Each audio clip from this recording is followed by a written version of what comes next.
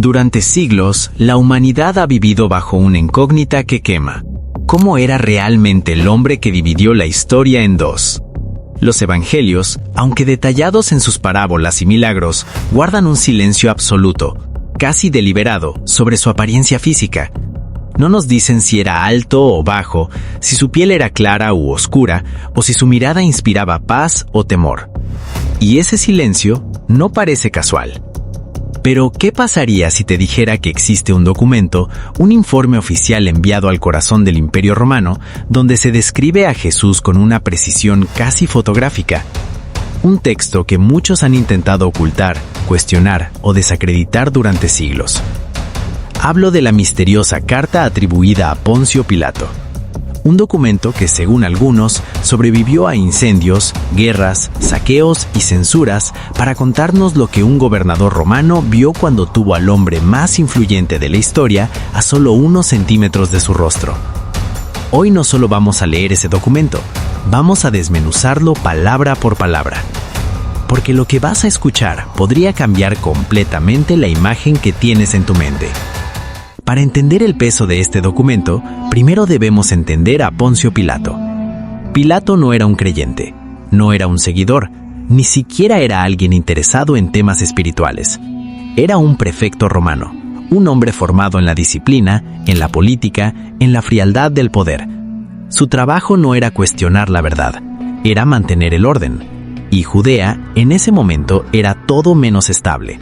Era un territorio lleno de tensiones, revueltas y expectativas mesiánicas. Un polvorín listo para explotar en cualquier momento. Para Pilato, Jesús no era inicialmente un salvador.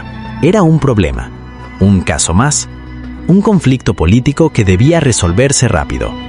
Pero algo ocurrió, porque los textos antiguos sugieren que, tras ese encuentro, Pilato no volvió a ser el mismo. Se dice que, siguiendo la estricta burocracia romana, redactó un informe dirigido al emperador Tiberio César. Un informe que no solo hablaba del juicio, sino del hombre. Y es ahí donde todo cambia. La carta comienza con una descripción que rompe cualquier expectativa. Jesús era un hombre de presencia notable y majestuosa. No habla de un hombre común, no describe a un simple carpintero cansado por el trabajo. Describe a alguien cuya sola presencia imponía respeto sin necesidad de decir una palabra. Imagina esto por un segundo. Un hombre caminando entre multitudes caóticas, entre gritos, polvo, soldados armados y aún así destacando. No por la fuerza, no por la violencia, sino por algo mucho más difícil de explicar.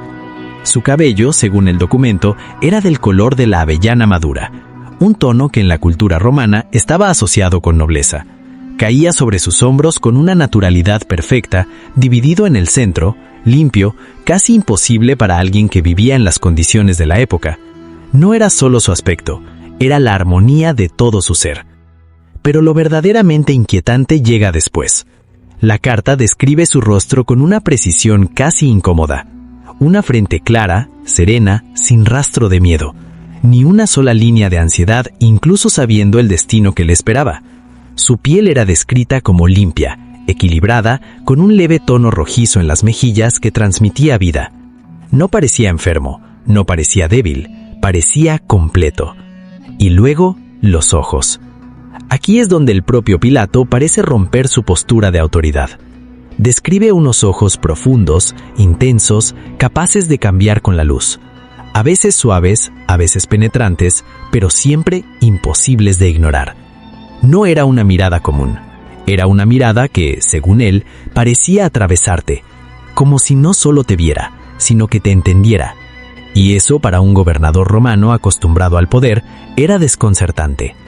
Ahora piensa en esto. Pilato había visto de todo. Criminales, rebeldes, asesinos, traidores. Hombres que gritaban, que lloraban, que suplicaban por sus vidas. Pero Jesús no encajaba en ese patrón. La carta menciona que hablaba poco, pero cuando lo hacía, su voz tenía un efecto extraño. No era fuerte, pero imponía. No era agresiva, pero dominaba el ambiente. Incluso se dice que los soldados, hombres entrenados para no sentir compasión, reducían su actitud frente a él. Bajaban la mirada, guardaban silencio. Eso no era normal. Eso no era político. Eso era algo más. Otro detalle que llama la atención es la descripción de sus manos.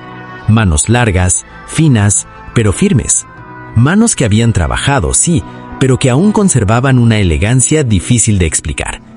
Cada gesto era medido, cada movimiento tenía intención. No había torpeza, no había duda.